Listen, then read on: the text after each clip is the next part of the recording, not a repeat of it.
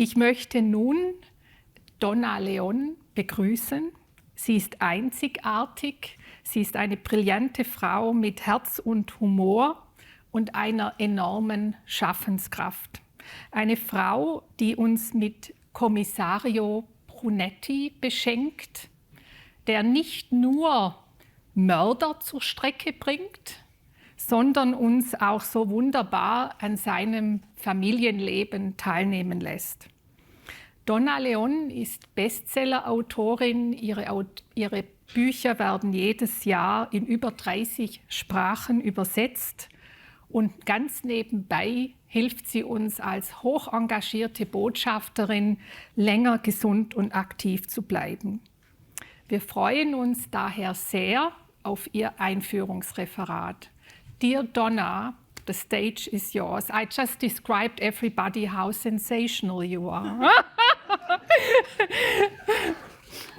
So, please come on stage.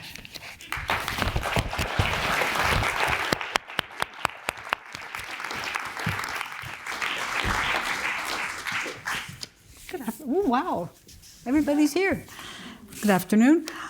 I realize that you are going to listen to what the medical profession has to say about loneliness today. I can speak only as a writer and as a reader, but more as a reader than anything else. At first, the idea of having a medical conference about loneliness must seem a little strange. Those of you here at the conference have but to think of the last 20 minutes of your own life, chatting with your friends, and for those of you who work in medicine, you've been introduced to people you've wanted to meet, you've asked about new projects, you've explained your new projects. You're in a room with healthy people with jobs, who do interesting things, who go interesting places. We're all too busy to be lonely, aren't we? Apparently, we are not too busy to be lonely. The first thing that struck me about loneliness is its resemblance to venereal disease, gonorrhea and syphilis. She's crazy, she's crazy, she's crazy, lock her up. People who think they might have either problem are reluctant to go to a doctor. Me with that problem? How embarrassing. Because to the doctor, they have to, and get ready for this word, they have to confess the name of the disease that they think they might have. Syphilis, gonorrhea, loneliness. The reason for this timidity and this embarrassment, I think, comes from loneliness's bad reputation.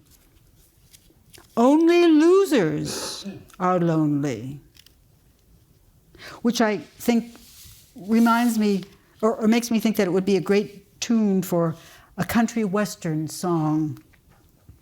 I'm only a lonely cowboy, got only my cows to love. Isn't that nice? I was also struck by the fact that lonely person in the country western is almost always a male. Lonesome cowboy, lonely rider, lone wolf. From available statistics, however, it doesn't seem to be the truth. It doesn't seem the second page either. Okay. Recent surveys suggest that men and women suffer equally, statistically, from loneliness, although men appear to be more reluctant to seek medical help. Sound familiar to anyone in this room? I remain incapable of finding the right word to use when speaking of a person's loneliness. Does one get loneliness? Does one have loneliness? Does one catch loneliness? Well, then they'd be with another person. They wouldn't be lonely, would they? Does it grow on a person? Or can we talk about it only by saying that someone is suffering from loneliness? Because they do indeed suffer terribly. Language reflects differences in attitudes towards loneliness. English has two words, loneliness and solitude.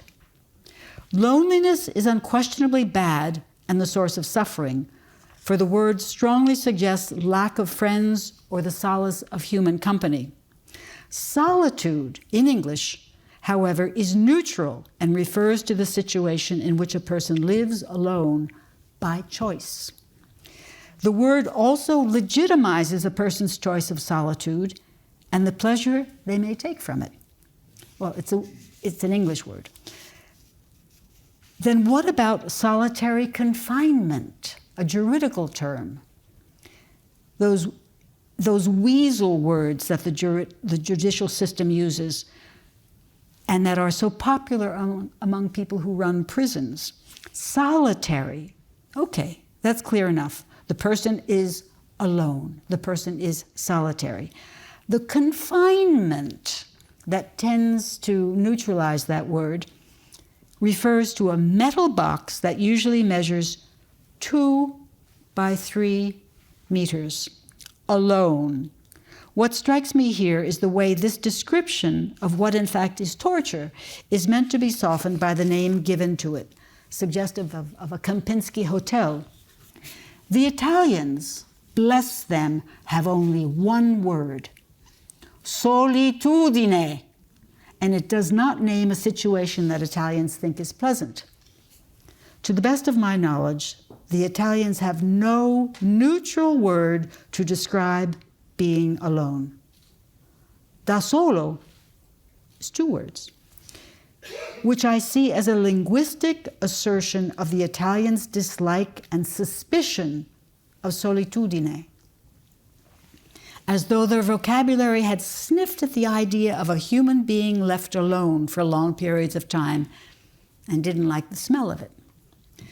I've always wondered why they so often go on vacation in groups, the Italians. Perhaps the answer lies in the unquestionable unpleasantness of solitudine, even for a short vacation. Many writers have shown what loneliness can be. Tolstoy's short story, written in 1886, The Death of Ivan Ilyich, is, among other things, a meditation on loneliness. Ivan Ilyich was a judge in the massive administrative system of the Russian Empire. When he died, his wife, now his widow, Praskovnya Fyodorovna, cornered his best friend to describe the horror of Ivan Ilyich's last days. The friend asks politely if Ivan Ilyich had suffered much. "Oh, terribly. The last, not minutes, but hours. He didn't stop screaming. For 3 days in a row, he screamed incessantly. It was unbearable. I can't understand how I endured it."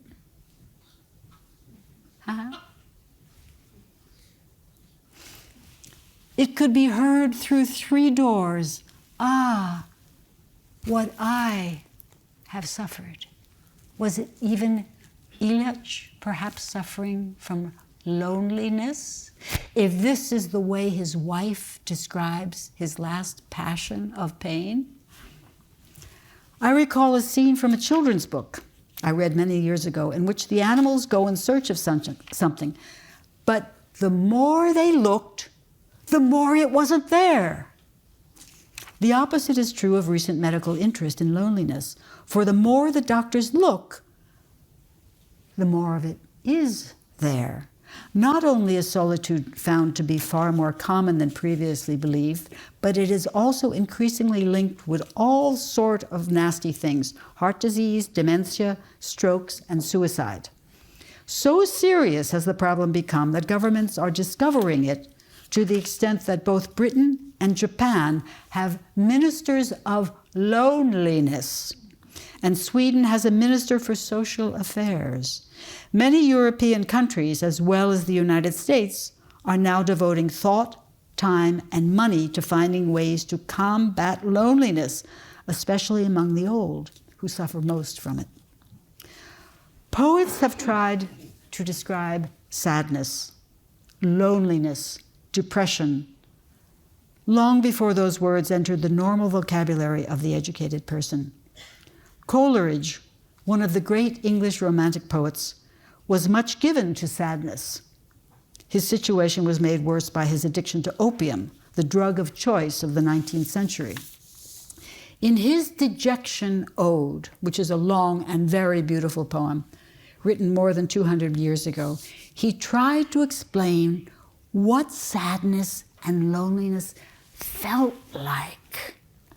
He spends the first lines of the poem describing the beauty of the night by which he was surrounded, the crescent moon just rising, its reflection on a restless sea, the air soft and serene. And he writes, I see them all so excellently fair. I see, don't feel how beautiful they are. I see them all so excellently fair. I see, don't feel how beautiful they are. And there it is, there it is. This is why we read poetry, to have a phrase, a half line of words illuminate the world for us and sweep away all the blah, blah, blah, and punch us in the heart with words we recognize instantly as the truth and instantly as the description of loneliness. I see, don't feel how beautiful they are. We hear this voice calling to us from 2 centuries ago, telling us what loneliness can do to our spirit, to our soul, how it can damage our soul by limiting us to seeing when it is feeling that matters. That's all.